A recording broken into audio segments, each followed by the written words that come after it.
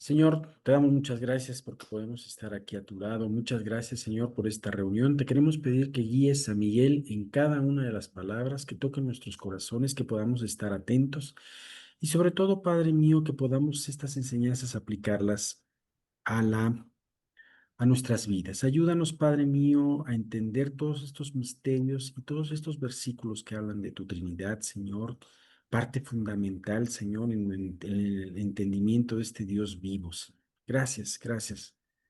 Gracias por esto. Permite que se unan más personas que puedan estar disponibles, Señor, y que sea de bendición y edificación este estudio. Te lo pedimos por Cristo Jesús. Amén.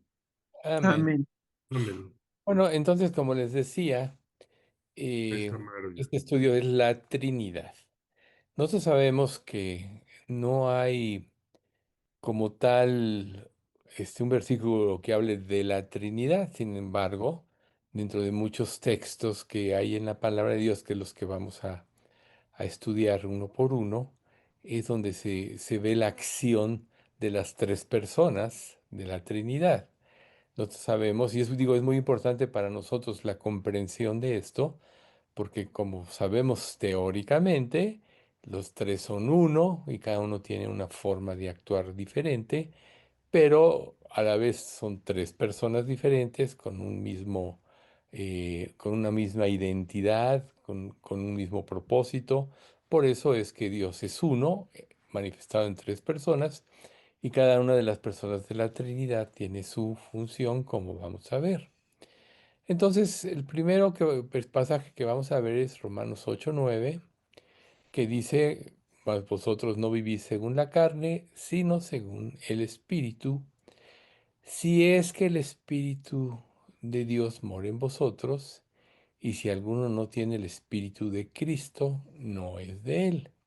Entonces aquí nosotros estamos viendo en este pasaje como claramente el Espíritu de Dios es el Espíritu de Cristo. Entonces ahí estamos viendo que estas dos personas de la Trinidad prácticamente son una sola. O sea, es importante saber, recalcando, que cada uno tiene una función. Después lo vamos a ver un poquito más amplio, pero aquí vemos como el mismo pasaje habla, el Espíritu de Dios y el Espíritu de Cristo es exactamente el mismo. Ahora pasemos a Romanos 9:5. Dice: "De quienes son los patriarcas y de los cuales, según la carne, vino Cristo, el cual es Dios sobre todas las cosas, bendito por los siglos". Ahorita, obviamente, estamos viendo solo dos personas de la Trinidad, pero aquí vemos el Espíritu de Dios y, y- y Cristo vino según la carne, el cual es Dios, ¿no? O sea, Cristo es Dios, como Dios le dijo a Tomás: "Tanto tiempo he estado en vosotros y no me has conocido, el que me ha visto a mí, ha visto al Padre". Entonces vemos aquí la acción de ambas personas de la Trinidad, el Padre y el Hijo. Ahora vamos con el Espíritu Santo. Segunda de Corintios 3:16 al 18 dice: "En cambio, cuando alguien se vuelve al Señor, el velo es quitado, pues el Señor es el Espíritu. Y donde está el Espíritu de el Señor, allí hay libertad. Así que todos nosotros, a quienes se nos ha quitado el velo, podemos ver y reflejar la gloria del Señor. El Señor, quien es el Espíritu, nos hace más y más parecidos a Él a medida que somos transformados a su gloriosa imagen". Entonces aquí estamos viendo la acción de Dios y la acción del Espíritu Santo. ¿Ven ustedes? O sea, cómo los tres contribuyen precisamente a la misma obra, y cada uno, reitero, tiene su papel. Pero aquí el énfasis es el Señor, quien es el Espíritu, hace más y más, nos hace más y más parecidos a Él en la medida que somos transformados a su gloriosa imagen. Obviamente estos pasajes involucran muchas enseñanzas, y para nosotros ver que la Trinidad trabaja en conjunto para formar a Cristo en nosotros es algo muy importante, porque nosotros tenemos que, como creyentes, tener una confianza plena y absoluta Recuerden que Dios es infinitamente sabio y como Él diseñó las cosas son perfectas. Y para nosotros es importante discernir. Por ejemplo, muchas personas a veces oran al Espíritu Santo y puede haber quien las corrige. No, no ores al Espíritu Santo. Ora a Cristo, porque Él es el mediador. Otras personas oran solo al Padre. Pero en realidad, si nosotros estamos viendo aquí que las tres personas son una, pues podemos orar a cualquiera de las tres indistintamente sabiendo que nos van a, que Dios nos va a escuchar, ¿no? Por ejemplo, el Espíritu intercede, como dice en Romanos capítulo 8, por nosotros con gemidos indecibles. O sea, ahí vemos la acción del Espíritu, ¿no? Y, y Jesús dice, si no, le dijo a los fariseos, si no creéis en mí, creedme por las obras que yo hago. ¿Quién producía las obras? Pues obviamente el Espíritu Santo por medio de la fe de Jesús por mandato del Padre. Pues ahí vemos siempre actuar a las personas. Veamos ahora Gálatas 4:6. Y por cuanto sois hijos, Dios envió a vuestros corazones el espíritu de su Hijo, el cual clama, Abba Padre. ¿Y cuál es el espíritu de su Hijo? El Espíritu Santo, como vimos ya antes, ¿no? Entonces, una cosa muy importante que, que hay que hacer énfasis, y eso está involucrado en Juan en el capítulo 17, es que cuando ora Jesús a Dios, que dice, Padre, como tú y yo somos uno, que ellos sean uno con nosotros, ¿no? Jesús dice, todo lo tuyo es mío, lo mío es tuyo, y yo he sido glorificado en ellos. Ellos están en el mundo, mas perdón, y ya no estoy en el mundo, mas estos están en el mundo, y yo voy a ti, Padre Santo. A los que me has dado, guárdalos en tu nombre, para que sean uno, así como nosotros somos uno. Digo, la verdad es que es maravilloso pensar y saber que a nosotros como creyentes, al darnos Dios su Espíritu, nos hace, por eso somos hijos, nos hace parte de la familia de Dios. Y nosotros, una de las cosas que tenemos que tener mucho temor es perder la reverencia a Dios. Cuando nosotros no vivimos bien, cuando permitimos pecado en nuestra vida, cuando preferimos hacer nuestra propia voluntad que la del Padre, realmente estamos haciendo a un lado a Dios y estamos cometiendo pecados. Pero si nosotros al estudiar, por ejemplo, esto de la Trinidad, vemos el papel tan importante de cada una de las tres personas de la Trinidad en nuestra vida, nos debe dar precisamente el temor de respetarlos y reverenciarlos como es su acción. Nadie puede cambiar por sí mismo, sin embargo, a veces tomamos nuestra vida en nuestras manos. Pero si dependemos de Dios y sabemos que cada una de las tres personas actúa como uno solo para nuestra edificación, entonces estaremos más seguros en lo que hacemos. Por ejemplo, continuando, Primera de Juan 5:7, porque tres son los que dan testimonio en el cielo, el Padre, el Verbo y el Espíritu Santo, y estos tres son uno. Este pasaje habla de precisamente la Trinidad. En algunas versiones, como en la NTV y algunas otras, omitieron este pasaje porque no está en manuscritos más antiguos.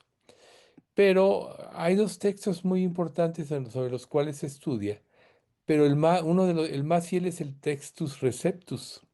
Y ahí prácticamente sí habla de la Trinidad, de este pasaje, porque este es uno de los más claros donde el Padre, el Verbo y el Espíritu Santo estos tres son uno. Entonces, para nosotros es una realidad esto. Y aunque pueda haber omisiones en ciertos manuscritos y ellos piensen, si añadió después, si Dios que inspiró la Biblia y permitió que en los textos se pusiera este pasaje, es porque fue voluntad de Dios que se pusiera. Pero en los textos más antiguos, y uno de ellos es este Textus Receptus, sí aparece y entonces nosotros tenemos que saber que sí está escrito, que sí es la palabra de Dios. Y reitero, aquí es el único pasaje en la Biblia donde dice que los tres son uno. En Primera de Juan 5:20 dice, pero sabemos que el Hijo de Dios ha venido y nos ha dado entendimiento para conocer al que es verdadero. Y estamos en el verdadero, en su Hijo Jesucristo. Este es el verdadero Dios y la vida eterna. Entonces, este pasaje de Primera de Juan claramente también nos enseña que Jesús es Dios y que a través de esta obra es como nosotros podemos reconciliarnos a través del Hijo, pero es el Hijo encarnado, como dice en Filipenses capítulo 2, el cual siendo en forma de Dios, no estimó el ser igual a Dios como cosa que aferrarse, sino que se despojó a sí mismo, tomando forma de siervo. Y estando en la condición de siervo, se humilló, haciéndose a sí mismo obediente hasta la muerte y muerte de cruz. Por lo cual Dios lo exaltó hasta lo sumo y le dio un nombre que es sobre todo nombre, para que en el nombre de Jesús se doble toda rodilla y todo el mundo confiese que Jesucristo es el Señor, para gloria del Padre. ¿Sí? Jesús es el Señor, Jesús es Dios, renunció a ser Dios, se hizo hombre, como humano se sometió a Dios y gracias a eso pudo salvarnos. Entonces aquí estamos viendo a Dios hecho hombre, prácticamente. En Hechos 16:7 dice, y cuando llegaron a Misia, intentaron ir a Bitinia, pero el Espíritu no se los permitió. Esa es la versión 60. En la NTV dice, luego al llegar a los límites de Misia se dirigieron al norte hacia la provincia de Bitinia, pero de nuevo el Espíritu de Jesús no les permitió ir allí. Aquí quise incluir el texto de la NTV porque se describe prácticamente el Espíritu de Jesús. Entonces aquí vemos que es el Espíritu Santo, que es el Espíritu de Jesús y entran prácticamente las dos personas de la Trinidad. En 2 Corintios 13:14 dice que la gracia del Señor Jesucristo, el amor de Dios y la comunión del Espíritu Santo sea con todos ustedes. En este pasaje vemos la intervención de los tres actuando conjuntamente. Aquí, en su bendición y despedida, Pablo invoca a los tres miembros de la Trinidad, Padre, Hijo y Espíritu Santo. Por ejemplo, cuando nosotros oramos, podemos decir, Padre, te pido esto. Haz que el Espíritu Santo, por ejemplo, quieres cambiar de algo, me dé el entendimiento, me aclare, me dé la fuerza, me dé la guía. Y lo pido en nombre de Jesús. ¿Por qué? Porque Jesús es el mediador. Por ejemplo, en Primera de Juan, capítulo 2, dice precisamente, y estas cosas os escribo para que no pequéis. Y si alguno hubiere cometido pecado, abogado tenemos para con el Padre a Jesucristo el justo y Él es la propiciación por nuestros pecados, y no solamente por los nuestros, sino también por los de todo el mundo. Entonces aquí nosotros vemos que dentro de la Trinidad también el Jesucristo intercede como un abogado. Recuerden, por ejemplo, que Satanás es fiscal, es una de sus traducciones, es el acusador, es otra. Entonces, cada vez que nosotros ya como hijos de Dios pecamos, recuerden una cosa como paréntesis, que todo el mundo entero está bajo el maligno sin Cristo. Pero cuando nosotros nos convertimos a Cristo, pasamos a ser parte de la familia de Dios. Y Satanás, cuando nosotros fallamos, cuando nosotros pecamos, va delante de Dios y le dice, mira, ya ves tu hijo, ve cómo está pecando. Entonces sale Jesús como mediador, dice, sí, tú lo estás acusando, pero ya pagué por los pecados en la cruz. Un ejemplo así muy claro es como Job. Aunque sabemos que Dios induce al diablo porque tenía un plan para Dios, se presenta Satanás delante de Dios y dice, ¿no has visto a mi siervo Job, que no hay otro? Entonces Satanás dice, sí, porque lo tienes rodeado de bendición, has cercado a su familia, a sus bienes, yo no lo puedo tocar, pero déjame tocarlo y veremos, ¿no? Pero aquí vemos cómo Dios induce a Satanás porque él tenía un plan para Job, llevarle una vida más alta. Pero aquí solo para hacer énfasis de cómo el diablo se presenta, cómo el diablo acusa, cómo el diablo trata en un sentido, desacreditar a los hijos de Dios. Pero en la labor de Jesucristo como mediador, como abogado, siempre se presenta y dice, sí, pero yo ya pagué. ¿Qué pasa? Así como una enseñanza al margen. ¿Qué pasa cuando Satanás fracasa en la acusación de nosotros ante Dios y Jesucristo sale como mediador para justificarnos porque ya su sangre fue aplicada a nosotros? Entonces va y nos acusa a nosotros. ¿Para qué? Para hacernos sentir culpables, para que tengamos nuestra vida, tomemos nuestra vida en nuestras manos y pequemos. Pero para nosotros saber, volviendo a la cuestión de la Trinidad, que cada una de las personas está puesta para nuestro apoyo, para nuestro beneficio, para nuestra fe, para nuestro crecimiento, nosotros claramente podemos entonces orar pidiéndole al Padre por medio de la mediación de Cristo y por la fuerza y el poder del Espíritu Santo para cambiar nuestra mente y darnos la fortaleza para obedecerlo. ¿Ven ustedes? En 2 siguiente pasaje, 13:14, dice así, que la gracia del Señor Jesucristo, el amor de Dios y la comunión del Espíritu Santo sean con todos ustedes. Aquí vemos cómo Pablo involucra en su despedida, abocando o implorando o pidiendo que la gracia de Dios actúe. Entonces la gracia de Jesús murió por nosotros. El amor del Padre, quien envió a Jesús, y la comunión del Espíritu Santo, que es el que nos revela la verdad de la palabra y nos hace entenderla, sean con todos vosotros, o dicho de otra manera, actúen en todos nosotros. Entonces vemos nosotros que siempre va a estar actuando la Trinidad en nuestras vidas. No va a estar dormida. Si Dios es por nosotros, ¿quién contra nosotros? Él dijo y no hará. Entonces, cuando nosotros invoquemos a Dios, podemos invocar a cualquiera de las tres personas confiando que nuestra oración. Ahora, ¿cuál es el objetivo de este estudio? Este estudio no es muy largo en sí, pero el objetivo es que nosotros sepamos que los tres actúan en unidad para que se cumpla el propósito de Dios, para nuestra transformación, para el cambio de nuestra mente, para el cambio de nuestra conducta y sobre todo para abocarnos a cumplir la obra de Dios en nuestras vidas. Recuerden el gran llamamiento, ir por todo el mundo y predicar el Evangelio. Entonces siempre van a intervenir las tres personas de la Trinidad en precisamente en esta acción.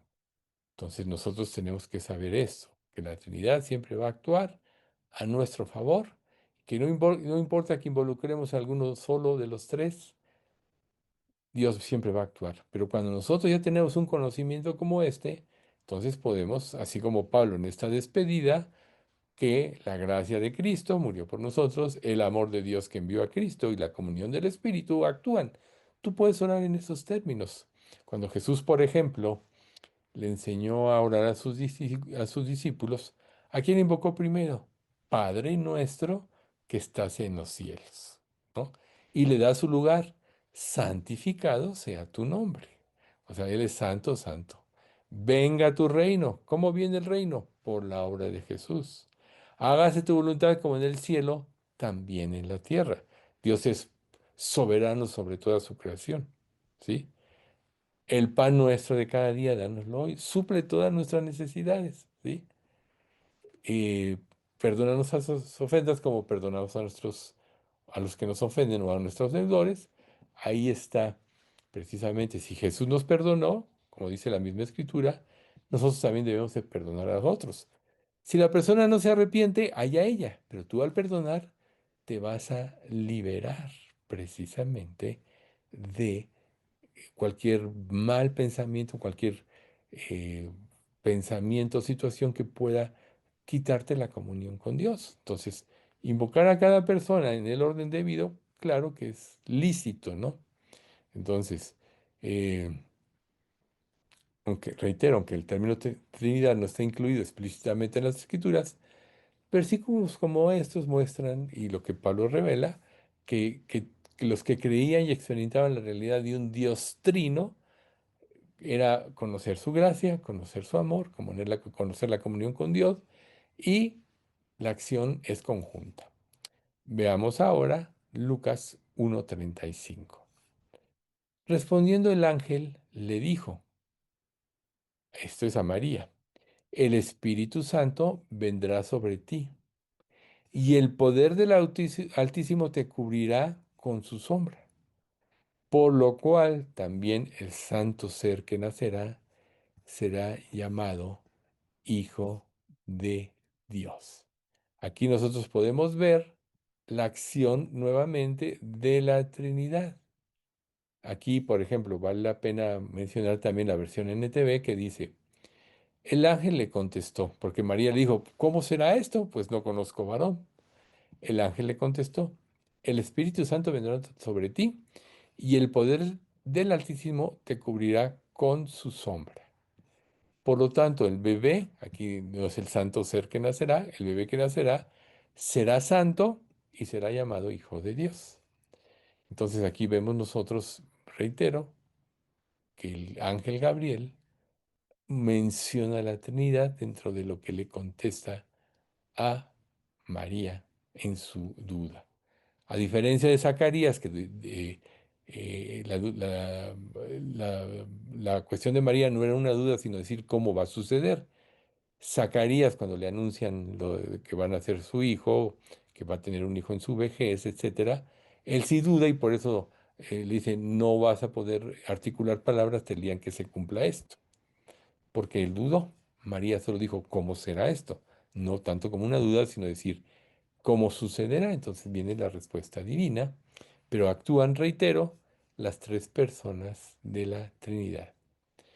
En Mateo 3:16 y 17 dice, y Jesús, después de que fue bautizado, subió luego del agua. Y he aquí los cielos fueron abiertas, y vio al Espíritu de Dios que descendía como paloma, y venía sobre él. Y hubo una voz de los cielos que decía, este es mi Hijo amado, en quien tengo complacencia.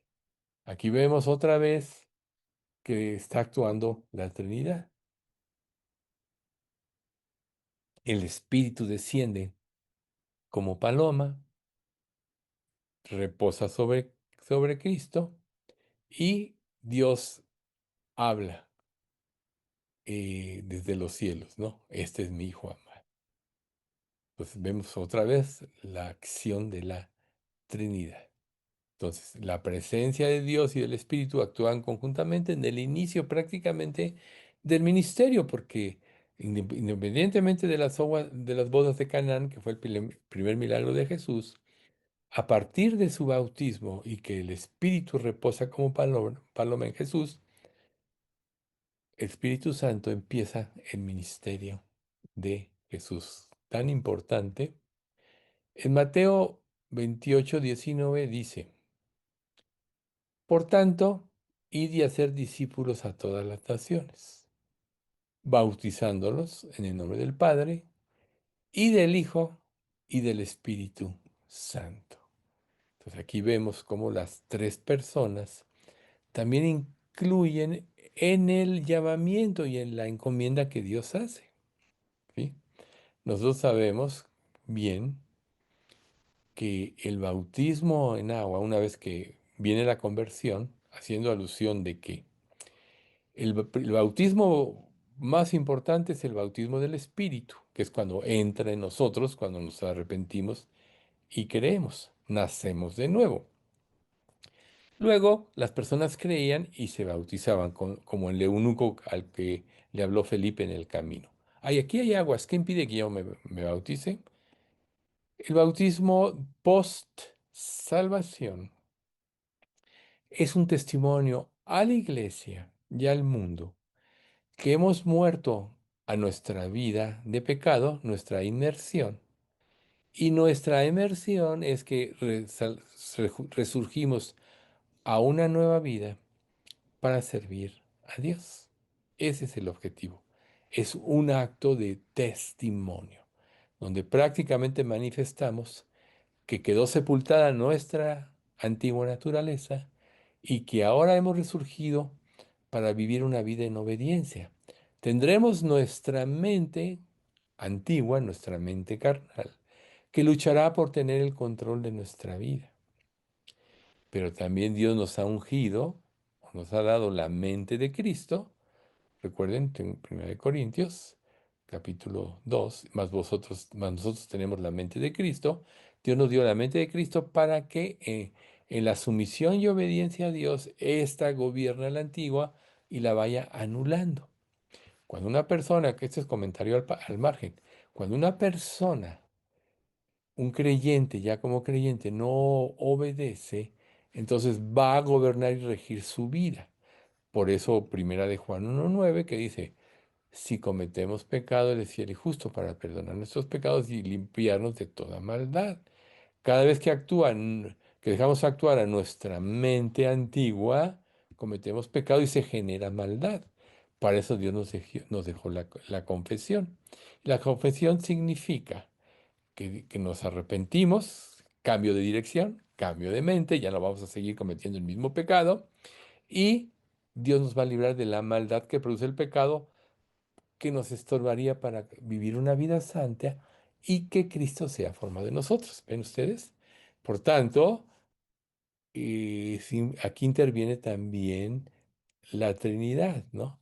El Padre, el Hijo y el Espíritu Santo intervendrán para nuestra edificación y para el gobierno de nuestra vida, para que sea formado Cristo en nosotros. Romanos 5, versículos 5 y 6 dice así: Y la esperanza no avergüenza, porque el amor de Dios ha sido derramado en nuestros corazones por el Espíritu Santo que nos fue dado. Porque Cristo, cuando aún éramos débiles, a su tiempo murió por los impíos. Impíos. Entonces aquí nosotros vemos con claridad que el amor de Dios está involucrado el Padre. Ha sido derramado en nuestros corazones por el Espíritu Santo. Ahí está el Espíritu Santo, porque Cristo, cuando éramos débiles, murió por nosotros. Otra vez está aquí la Trinidad involucrada.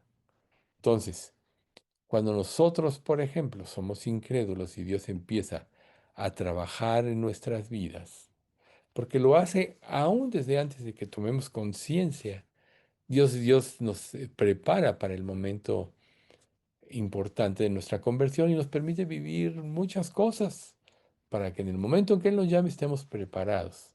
Entonces, eh, los tres miembros de la Trinidad participan en la salvación. ¿Cómo participan? El Padre nos amó tanto que envió a su Hijo para que fuera el puente entre Él y nosotros. Recordemos, Dios es santo, santo, santo. Siempre que se permite tres veces una palabra, una enseñanza o algo, es porque es una verdad absoluta e innegable. Entonces, Dios es imposible que pueda tener comunión con una persona que no sea santa. Entonces, el Padre amó que envió a su Hijo para que pudiese reconciliarnos con Él. Ahí está Juan 3:16, ¿no? Porque de tal manera amó Dios al mundo que ha dado a su Hijo unigénito para que todo aquel que en Él cree no se pierda, mas tenga vida eterna. O sea, Dios, Padre, no podría relacionarse con nadie que sea el menor pecado, cualquier pecado. Manda a su Hijo, que cumple toda la ley, Él muere por nosotros y paga por nuestro pecado y nos santifica. Una vez santificados, entonces tenemos comunión con el Padre, porque Dios nos ve a través de la justicia de Cristo. Esa es la acción de parte del Padre en, en la conversión. Y el Padre y el Hijo una vez que Jesús cumple su obra, envía al Espíritu Santo. Y el Espíritu Santo es el que nos va a convencer del amor de Dios, de nuestro pecado para que nos arrepintamos y de que sigamos su voluntad. Por ejemplo, Hechos 1:8, hablando del Espíritu Santo, dice, pero recibiréis poder cuando haya venido sobre vosotros el Espíritu Santo, y me seréis testigos en Jerusalén, en Judea, en Samaria y hasta lo último de la tierra. Nadie podía haber realizado la obra de Dios si no fuera por el poder del Espíritu Santo. Entonces el Padre manda al Hijo, el Hijo nos reconcilia con el Padre y el Espíritu Santo es el que va a hacer todo el trabajo, así como en la creación. En el principio creó Dios los cielos y la tierra estaba desordenada y vacía. Y vino la luz. ¿Cuál es la luz? El Espíritu Santo, que es quien tuvo la acción de bajo la orden de Dios, de realizar toda la creación. Así el Espíritu Santo es el que nos ayuda en nuestra debilidad, como dice, ¿no? Que hemos de pedir como conviene, es el que nos da la fuerza para vencer el pecado, es el que nos da el entendimiento de la palabra de Dios, ya que Él la inspiró en los profetas, es el que nos da el carácter para obedecer, es el que nos da la esperanza, que nos hace salir de la visión terrenal y nos da la visión celestial. Por eso no sé si ustedes han hecho conciencia que últimamente hemos mencionado mucho, o yo he mencionado mucho, que tenemos que tener la mente o la mente puesta en el reino de los cielos, no en las cosas de este mundo, porque las cosas de este mundo nos hacen olvidarnos de Dios y nos llevan a rebelarnos en contra de Dios. Tener la mente puesta en las cosas de arriba, en las cosas de los cielos, nos hace trasladarnos al reino del amado Hijo de Dios, o sea, de Jesucristo, y nos da la esperanza. Pone nuestra mente en el futuro que vendrá, donde Dios eliminará por completo la influencia del pecado. Y después de que Jesús, cuando se cumplan los 1000 años de su reinado, ya tenga la absoluta victoria, cuando Dios destruya la última rebelión, Él traerá nuevos cielos y nueva tierra de que ya no tendrán ninguna relación con el pecado ni ninguna influencia, todavía va a ser más hermoso. Ya el milenio va a ser hermoso porque Dios va a restablecer la creación original a su estado original. Por eso dice la Escritura en Romanos 8 también, que la creación gime aún esperando la liberación de los hijos de Dios. O sea, nosotros vamos a vivir en el milenio probablemente como era en la época de Adán. Todos los animales estarán en armonía, adornarán la creación, nos tendremos todos los alimentos de una manera simple, pero cuando termine el milenio todavía va a ser más hermoso. Cielos nuevos y tierra nueva, donde more la justicia. Y toda esta labor es la obra del Espíritu Santo. Podríamos decir que el Espíritu Santo es el ejecutor de la voluntad de Dios que actúa con la anuencia de la reconciliación de Jesucristo de nosotros con Dios por la cruz. ¿Ven ustedes?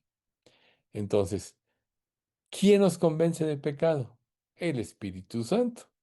Juan 16:8. Y cuando Él venga, convencerá al mundo de pecado, de justicia y de juicio.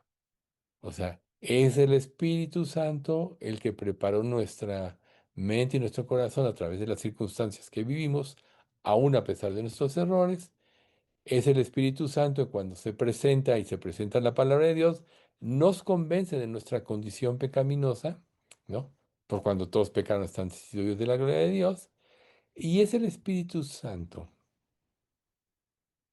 el que cambia nuestra mente para que nos arrepintamos. Y es el Espíritu Santo el que nos da la fe para creer. Por eso dice en Romanos, porque de Él, por Él y para Él son todas las cosas.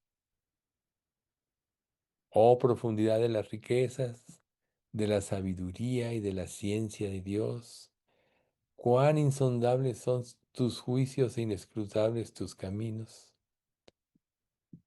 Así es como Dios ordenó todo. Por eso nuestra reverencia a Dios debe ser precisamente a la Trinidad. Pero debemos tener claro, y ese es el motivo de este estudio, que las tres personas actúan en conjunto, que las tres son una, y que no hay problemas como muchas personas por falta de doctrina dicen, no, no, no, no le ores al Espíritu Santo, órale al Espíritu Santo. No, no, si le pides al Padre va a haber más fuerza. No, los tres están en plena armonía. Un comentario último.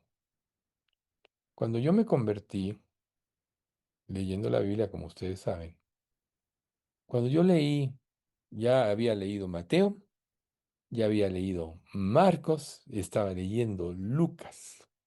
Pero cuando leí Lucas 11:13, que dice, pues si vosotros siendo malos sabéis dar buenas dádivas a vuestros hijos, ¿cuánto más vuestro Padre Celestial dará el Espíritu Santo a los que se lo pidan? Y me acuerdo que cuando yo leí este pasaje, yo le dije a Dios con todo mi corazón, yo quiero que me des tu Espíritu Santo. Podríamos decir que fue la primera promesa que creí. ¿Qué hizo Dios a través de ese momento? ¿Me dio su Espíritu Santo? En ese momento no. Pero a continuación de seguir leyendo Lucas, cuando yo llegué a la pasión de Cristo y vi que murió por nosotros, su crucifixión, le dije a Dios, verdaderamente me arrepiento de todos los males que he hecho o de todos los pecados que he cometido. O sea, yo le pedí al Espíritu Santo, no me fue dado en ese momento, pero el mismo Espíritu me llevó al momento en que yo podía tener esa reconciliación con Dios y que Él entrara en nuestro corazón. Entonces, si nosotros, por ejemplo, vemos Efesios 1:13 y 14, dice así, en Él también vosotros, habiendo oído la palabra de verdad, el evangelio de vuestra salvación, y habiendo creído en Él, fuisteis sellados con el Espíritu Santo de la promesa, que es las arras de vuestra herencia, hasta la posesión de la redención adquirida para alabanza de su gloria. O sea, yo le pedí a Dios el Espíritu Santo y el Espíritu Santo me hizo entender más adelantito mi pecado para reconciliarme con Dios, y Él entró en mi corazón. ¿Quién hizo esa petición? Yo en Lucas 11:13 dice, Dios, yo quiero que me des tu Espíritu Santo. O sea, yo le pedí a Dios. Dios dice, para que tú tengas el Espíritu Santo, parafraseando, primero tienes que recibir a Cristo. Más adelante me hizo entender mi condición pecaminosa y me llevó al arrepentimiento y me dio la fe que salva. ¿Ven ustedes? Ahí está, ahí estuvo la acción de los tres cuando Dios preparó mi corazón. Lo hizo antes, desde antes Él actuó en mi vida. Yo me acuerdo que una vez me iban a operar y estaba yo recién casado y iba a estar 2 semanas. En aquel entonces, a mí me operaron de la nariz. Tenías que estar 2 semanas en el hospital, me operaron en el hospital militar, que te ponían ahí unos tapones, era algo horrible, ahora es diferente. No podías respirar con la nariz pero yo me acuerdo que le pedí a Dios, digo, es un comentario al margen, le pedí a Dios, Dios, ayúdame. No tengo dinero para dejarle a mi esposa estas 2 semanas, estaba recién casado, reitero. Y Dios me hizo generar los ingresos suficientes para que yo estuviera tranquilo, no 2 semanas, sino 3 meses, por decir algo. ¿Ven ustedes? Dios actúa ahí. Y claro, yo no recuerdo después de eso que le dije a Dios, gracias Dios, respondiste a mi oración. No recuerdo haberlo dicho, sinceramente. Pero todo eso me mostró a mí cuando después yo ya me convertí, que Dios estuvo presente en mi vida para prepararme para el momento de mi salvación. Y las tres personas actuaron en mí.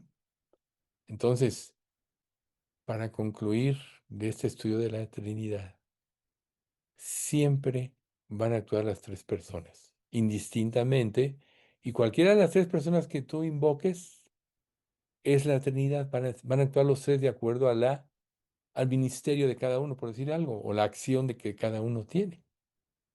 Tú puedes en una oración, como vimos aquí, orar al Padre, dar gracias por el trabajo de Jesucristo y pedir que tu Espíritu Santo actúe en ti para tu transformación, que limpie tu mente, que limpie tu corazón, que desbarate la rebeldía que hay en ti porque no quieres obedecerle, que te haga morir a todas aquellas cosas que tú sabes que estorban para el progreso y avance del Evangelio y la transformación de tu vida para que Cristo sea formado en ti.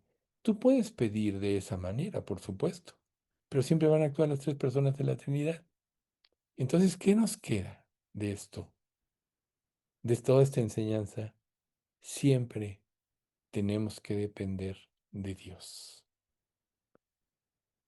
Siempre tenemos que actuar que Dios en su infinita sabiduría y en su forma trina siempre va a actuar a través de cada persona para nuestro beneficio. Cuando nosotros ya recibimos a Cristo, ya somos salvos, ya somos hechos sus hijos. Pero Cristo va a seguir, como vimos en Primera de Juan 2 del 1 en adelante, siempre va a Jesús a actuar como nuestro abogado ante Dios, porque ya no hay delito que perseguir al aceptar a Cristo. ¿Ven ustedes? Y recuerden ustedes que hay un pasaje también en Corintios que dice, no entristezcáis al Espíritu por nuestra rebeldía, por nuestra necedad, por nuestro orgullo. Podemos siempre estar resistiendo al Espíritu Santo.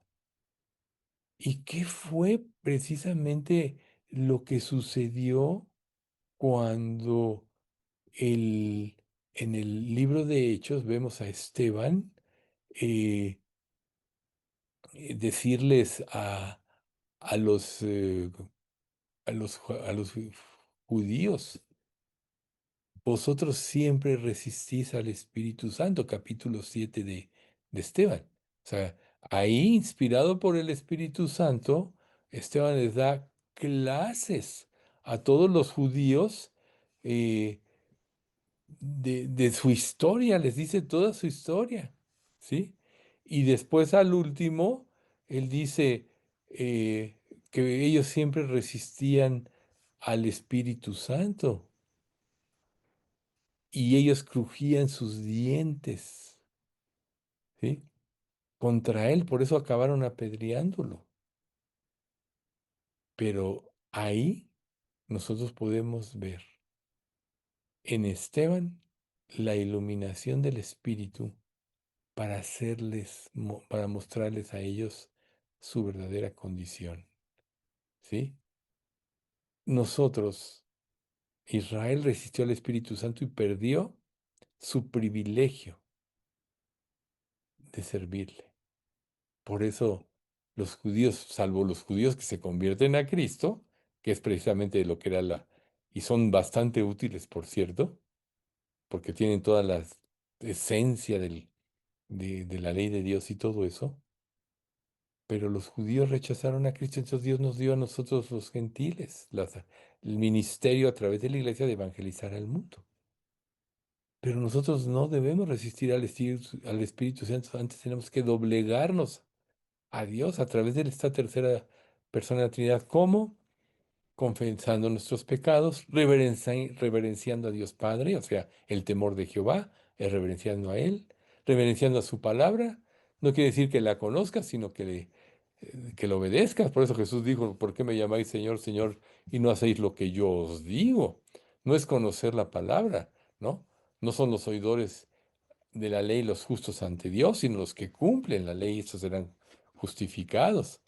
Pero ¿quién nos va a dar la fuerza? El Espíritu Santo, la tercera persona de la Trinidad. ¿Quién nos va a ayudar a obedecer? La tercera persona de la Trinidad, por acción de el regalo que Dios nos dio. Recuerden que Jesús le dijo a los discípulos, cuando yo me vaya os enviará el Espíritu Santo y Él os recordará todo lo que yo os he dicho. Por eso se pudieron escribir los evangelios. Vemos a Mateo que se convirtió, el cobrador de impuestos. Vemos a Juan, el discípulo amado de Jesús.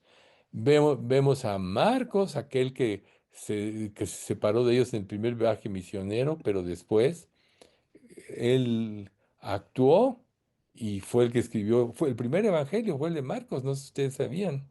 Fue el primero que escribió el evangelio. Y vemos el evangelio de Juan, pero ¿quién les recordó todo? El Espíritu Santo. ¿Ven ustedes? ¿Quién nos va a recordar a nosotros la palabra? El Espíritu Santo.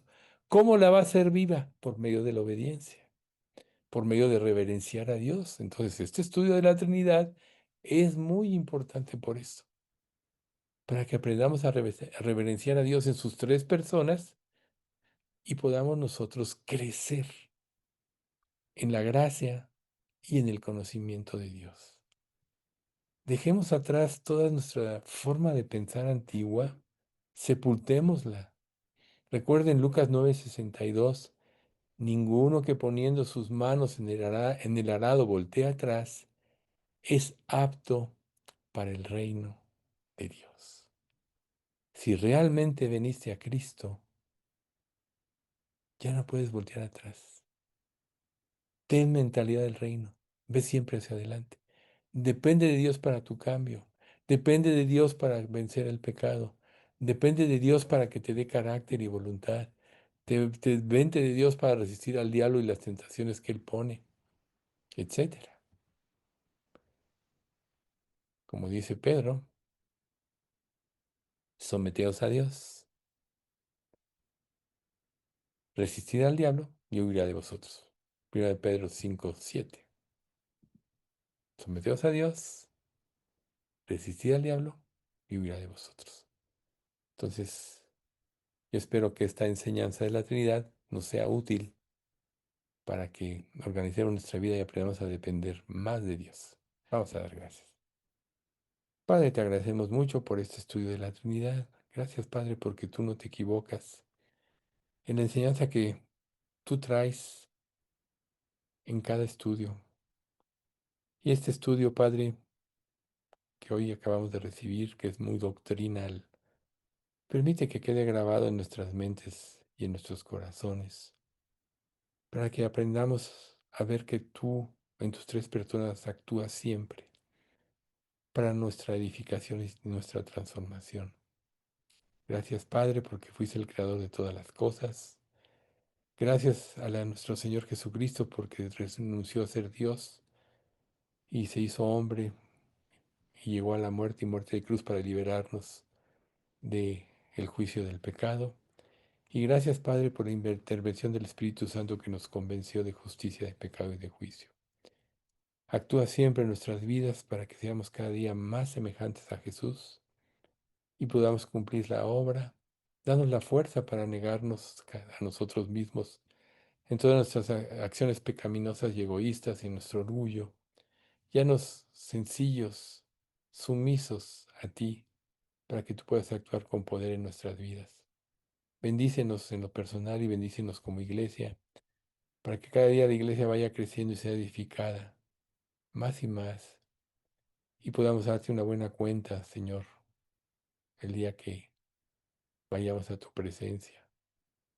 Padre, mucho te pedimos por la salud de todos los miembros de nuestra iglesia, tanto física como mental y espiritual, y que reine tu Espíritu Santo en cada estudio que se dé, y purifícanos y santifícanos, Padre. Todo esto te lo pedimos en nombre de Cristo Jesús. Amén.